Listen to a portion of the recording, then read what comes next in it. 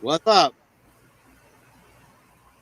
Hey everybody, welcome to Late Night Snacks. I am Dewanda. I am here to introduce that guy. He's going to do a top 10 for you guys today. However, I am not going to hang out. He's going to continue to do this. So from this point on, take it away, Drum roll, please. that guy. All right, folks. Here we are. We have decided we're going to throw some top tens your way. We did one, I think, last week. We're trying something new with them. We don't want to drudge out the same top tens that everybody always does. Top 10 favorite this, top 10 best this. We're going to do these type of top tens with a twist. So my twist for tonight is top 10 movies that formulated my life somehow, that shaped me who I am. Not my favorite movies. So everybody, when you think Michael in the movies, you think Harry Potter, right? Are we going to see Harry on this list? No. Are we going to see Marvel and the Avengers on this list? No. But we're going to see Tom, right? We're going to see Tom. Nope, we're not. But we are going to see 10 movies that you'll find interesting, maybe, that had something to do with my life. And those people that are in my life that had something to do with it around these movies, when you watch this video, you'll understand. So the first one is not on the top 10, but it's a new movie that I did want to mention because it's very important to my life, and that is Onward. Onward's the latest Disney Pixar film, and I call it the hug that I needed. This is a film about loss of a parent right at the crux of where my father died. This is a film about siblings and sibling love right when my sibling relationship was really bad. So it really was the hug that I needed, and it hasn't been out long enough to be a movie that really shaped my life, but it's important to my life now. So top 10, here we go. Number 10, and this, speaking of siblings, this movie is for me and my sisters. Walt Disney's Freaky Friday, Jodie Foster, 1970s. This movie is our movie. We could do a look to each other, a line from the movie, anything. The little sing song at the beginning, and me and her will put each other right in a good mood. We could be in public and scream out a line. We're both laughing our asses off. Call each other in the middle of the night, midnight, say a line from this movie, and we're laughing. This has always been our feel-good movie.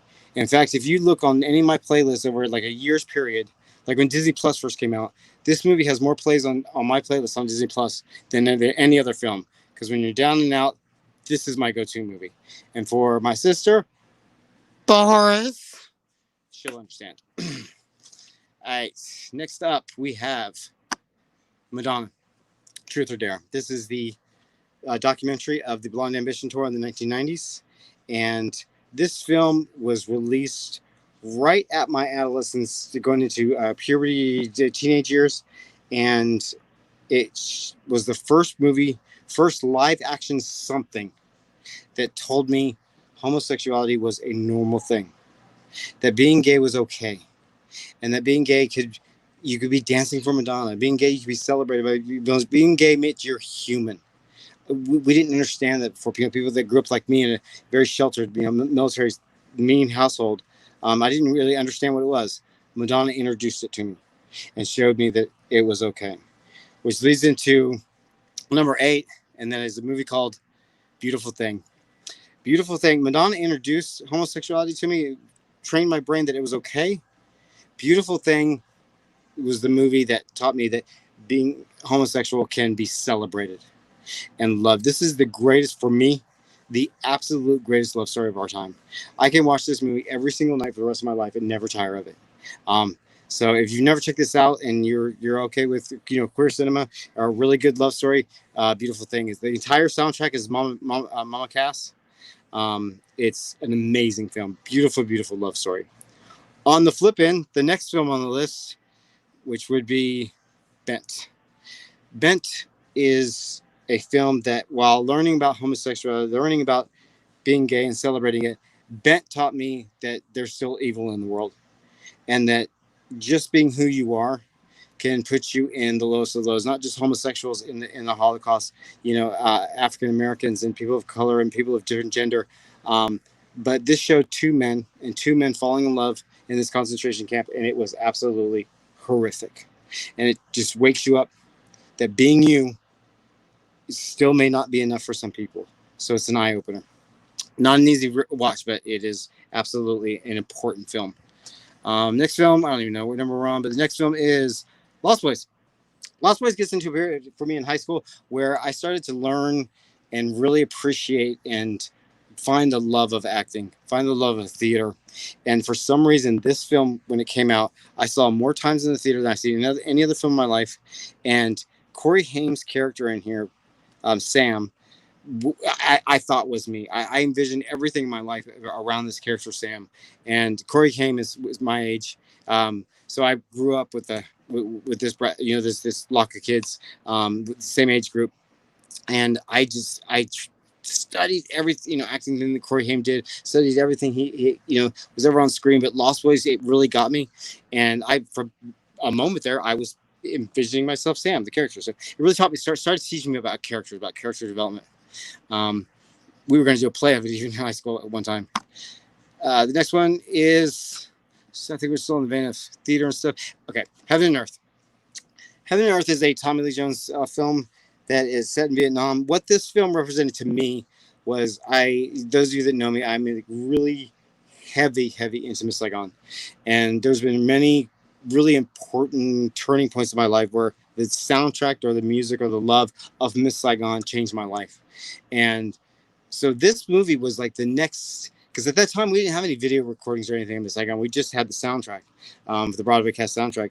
And for this movie, this was really close to it, close to the ISK idea of it. And I was able to get those feels that I would have from Miss Saigon on an actual feature film, envisioning what Miss Saigon would be in a feature film. It's not the same story, but it's very similar. It gives you those feels. So great movie.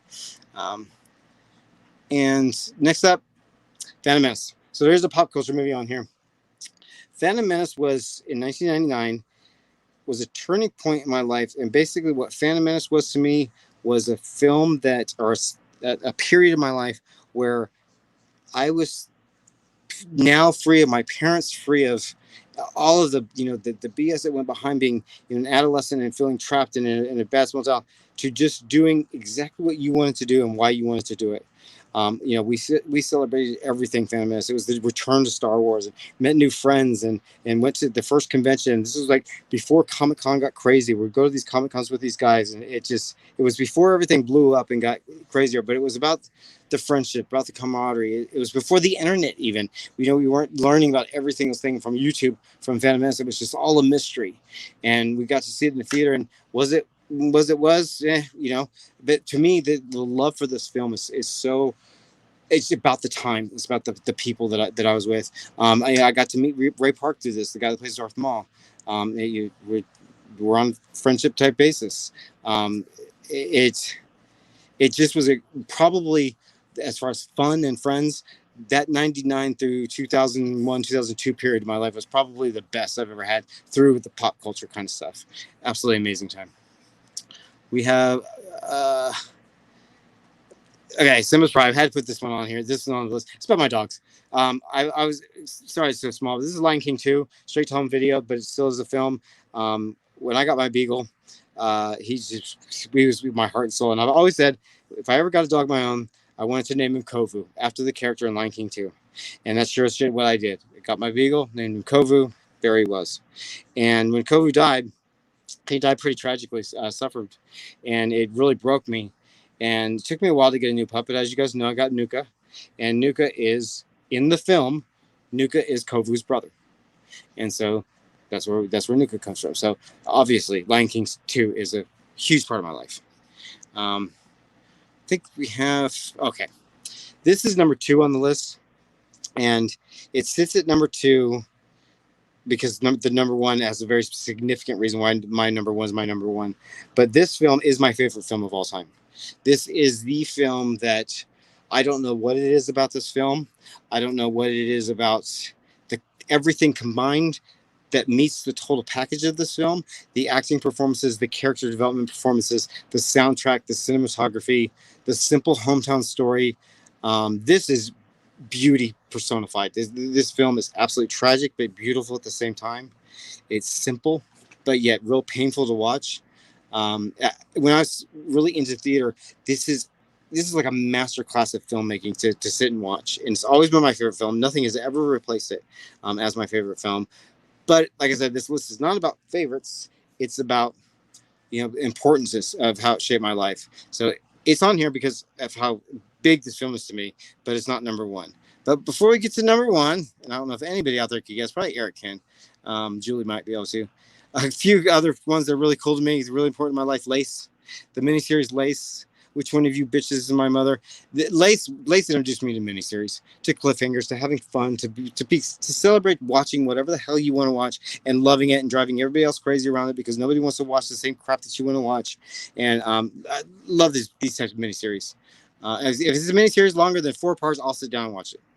Um, the Frankenstein franchise in the Universal Monster series, that was another franchise S type thing. This was the OG like Marvel Cinematic Universe. This was the people that had it right way back in the 30s and the 40s, where every film compounded on the next one and meant something to the other ones. All the creatures intersected, and I love the whole soap opera aspect of this. That the next one was going to pick up right where the other one left off, and I really, really got to these films. In fact, I do a Frankenstein franchise rewatch every Halloween, so that's an honorable mention that's on there.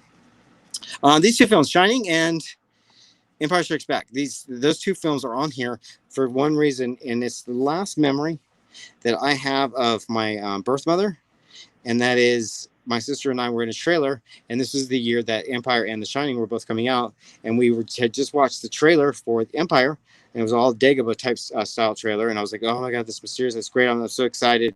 And then the Shining trailer came out and scared the living hell out of us. And we went running out of there, both of these screaming and crying. And so that whole last visit with my real mom, my birth mom, is really kind of this weird, dark, nighttime, sinister type, Shining type feel to it. But then when I remember Empire, the first feeling and emotion that I have of Empire, a lot of love around it, but also a lot of rain, a lot of real. I always feel rain when I think of Empire, and it's probably because of that night. So that's why these are honorable mentions. Finally, the number one. If anybody hasn't already guessed it, you should have seen it coming.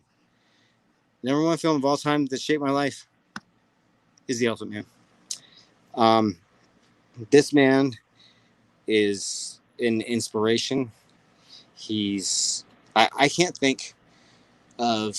They always ask the question, who would you like to meet in heaven or whatever, if that really exists, and want to sit down and talk to? And I always say the answer just rolls right off the top of my tongue. That would be Joseph Merrick, the Elephant Man.